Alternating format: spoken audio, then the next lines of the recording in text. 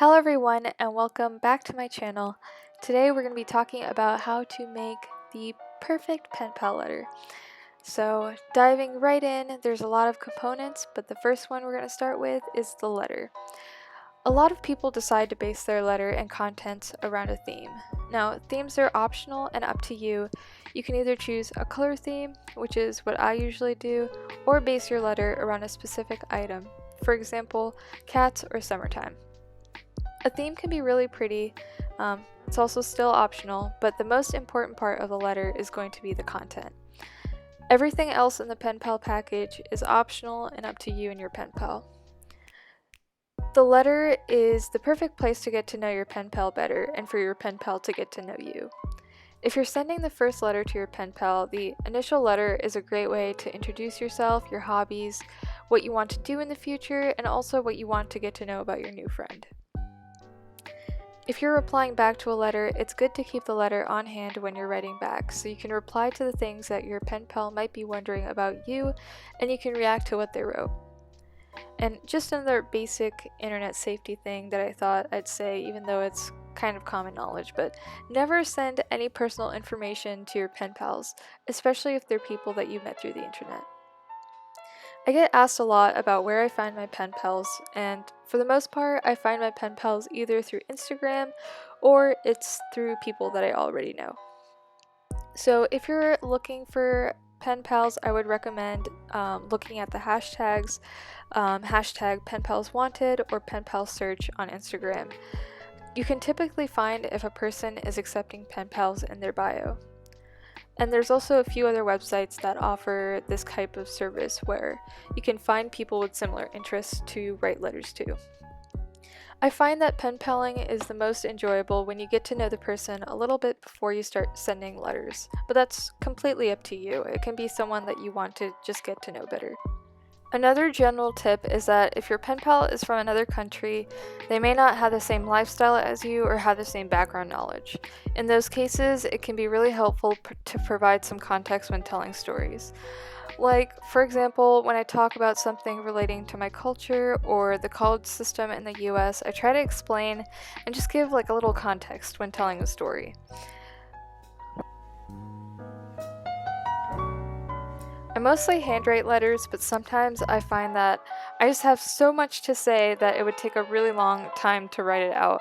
So I opt for writing letters on my computers at times. Afterwards, I just print out the letter and then add a little bit of decoration here and there. As you can see here, I had quite a lot to say. So for this letter, I'm just gonna write her name out in like cursive and then decorate the letter with some washi and just a few stickers here and there.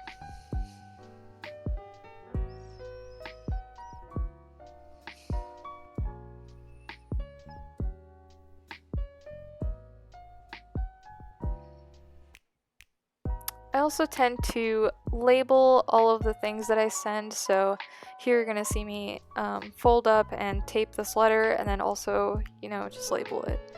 So that way when my pen pal opens this package, they'll know like what each component is. The next part is question and answers.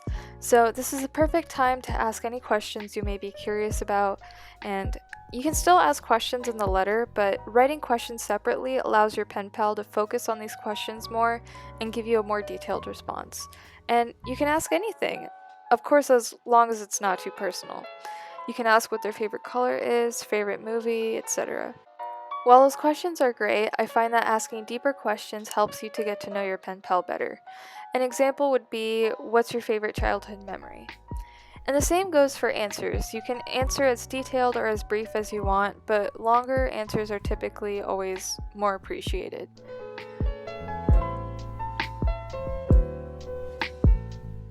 And now for everyone's favorite part, extras. How many extras you want to send your pen pal is completely up to you. I think it's best to discuss beforehand what expectations are or how little or how much you want to send. And of course, if you don't have a ton of stationery, worry not. I'll be going over other things that you can send here in a short bit. A good tip is to know your pen pal style. So if they like to journal, it may be useful to look into their Instagram or their journal spreads and see what kind of stationery they like to use. I think it definitely shows effort when you research your pen pal and try to accommodate to their taste. I also try to think of categories when I think of my pen pal style. By that, I just mean whether they like a more cute and kawaii style of stationery or if they prefer more neutral palettes and vintage things. In these clips, I tried to show the difference between how I chose stickers. In the first clip, I tried to show more vintage neutral stickers, while in the second part, this part, I tried to opt for more of a cutesy theme. And don't worry about packaging either, we'll talk about that soon as well. Just one thing I will say though is that if you are sending like cute envelopes or you're making your own envelopes, a good idea is to put like a little piece of paper on it and tape it on instead of actually writing on it, so that that's another thing that your pen pal could possibly use. So here I also put in Washi. We'll be talking about Washi actually next after this.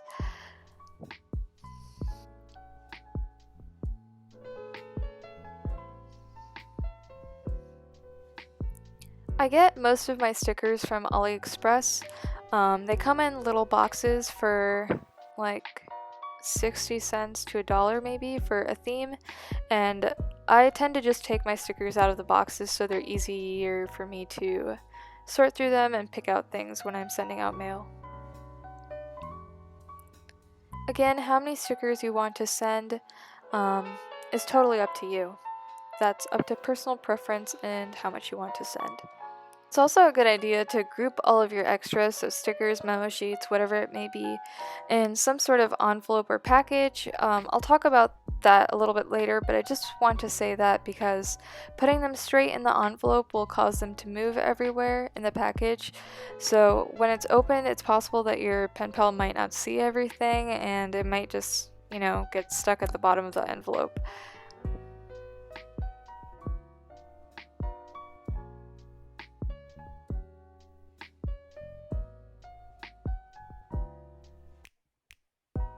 The next part that we have is washi.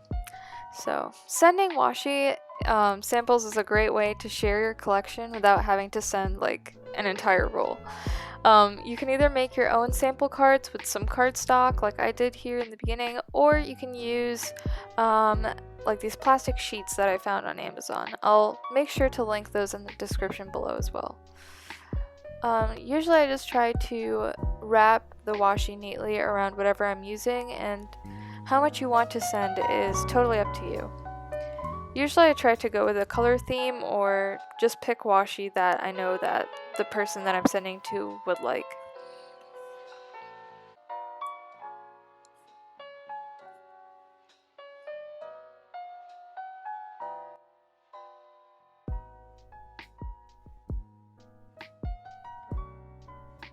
Here's just an example of one of the finished washi samples that I made.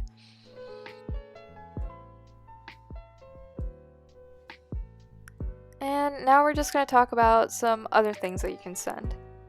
Other than stationery, there's actually a lot of other options of things that you can send. You just have to be a little bit creative. So I went through some magazines and I found a few cool magazine spreads.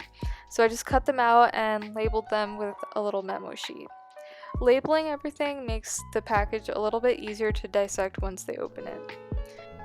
Also, it doesn't just have to be like a full page, it can also just be like cool shapes that you find, plants, food, anything that you think that your pen pal would enjoy.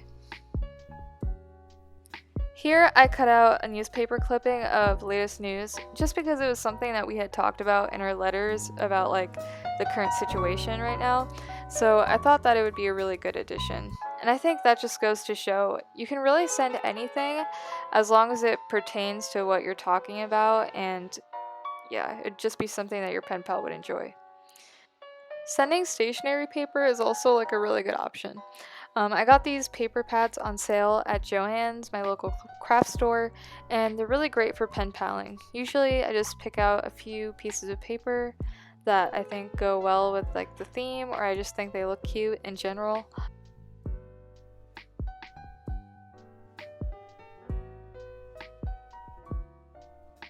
So I have like 3 more things that are really short that I want to share, but this first one is my Pusheen coloring book.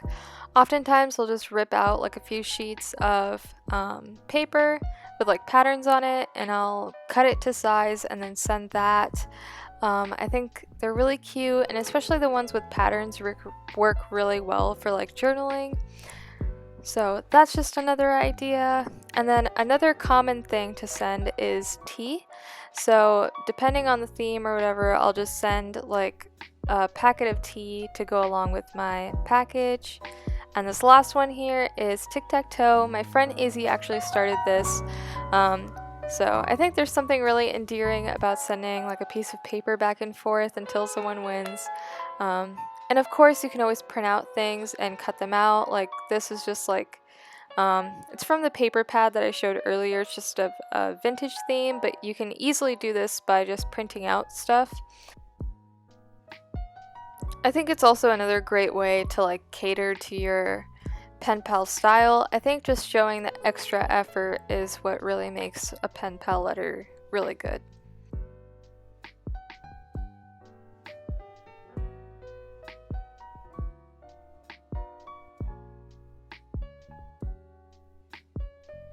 So next up we're going to talk about packaging, and then finally the last thing will be envelopes, but packaging is a really great way to like make everything look a little bit nicer. This is like another optional step, but I think it really shows like effort and makes everything look a little bit more polished. So right here I'm actually just making like a little flip book. One of my friends, one of my pen pals actually sent me like a little flip book with pockets of all the things. So basically like all the stickers were like in a pocket, like things she like cut out and stuff were like in a different pocket. So yeah, that's basically what I'm doing right now. You'll see here in a little bit, but I used like 2 pieces of paper from the paper pads, and then I just used this grid paper and I taped it down to make like pockets, and then I stuck in all of the little goodies like inside of those. And I also put like I didn't include the letter or anything in here because honestly the pockets were too flimsy and they couldn't really fit a lot without breaking, but I tried my best. Another thing that you can do instead of just making like this elaborate thing is just take like a piece of paper and then put all of your extras, memo sheets, stickers, and whatever, and then just wrap it so that everything just stays contained in one space. So you'll see me do that here, but I basically just fold in the sides, and I actually had to cut it down on one side to make it smaller, and then I just fold in the bottom and secure it with washi tape so that it doesn't like fall out, and then I just fold the top flap as well. And then usually I'll just label one side so that the person knows what's inside like this packet. I usually do this with other stuff like tea or like whatever else that I might send, and I'll usually leave like the letter and like the questions and stuff out just because they're like pieces of paper and they don't really need to be contained.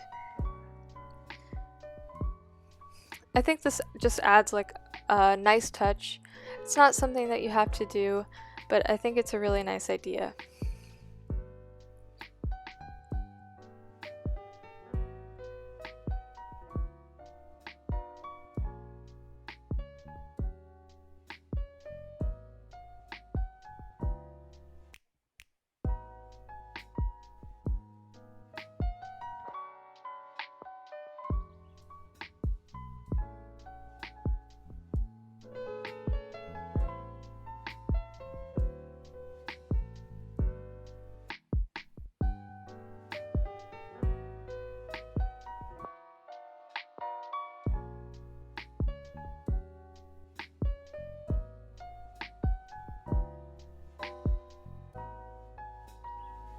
And last but not least is the envelope. I actually find a lot of joy in decorating the envelopes. I got these craft envelopes from Amazon, and I got these silver I don't know what size they are actually, but I think they're like A10 or something. But I got those from Walmart for like a few bucks. And depending on how much stuff you might want to send, you can vary the size of the envelope. Here I am securing a very, very thick envelope. I think that's one of the downsides of packaging though, is that it kind of makes everything really bulky, but I think it's worth it. And now I'm just going to show like a few ways that I decorate my envelopes. Usually I just use different types of paper. You can either print it out, or if you have like a paper pad, then you can use that. But I just rip some out and then decorate it with a few stickers, and then take some grid paper to make like a little space for the address.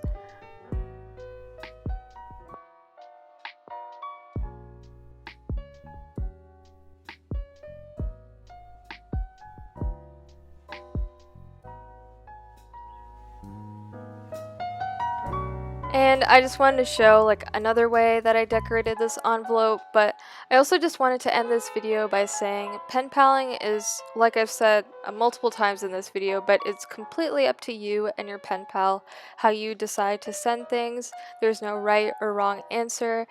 Everyone has like a different way of doing it. There's no like specific way. So just do what you enjoy and what gives you joy.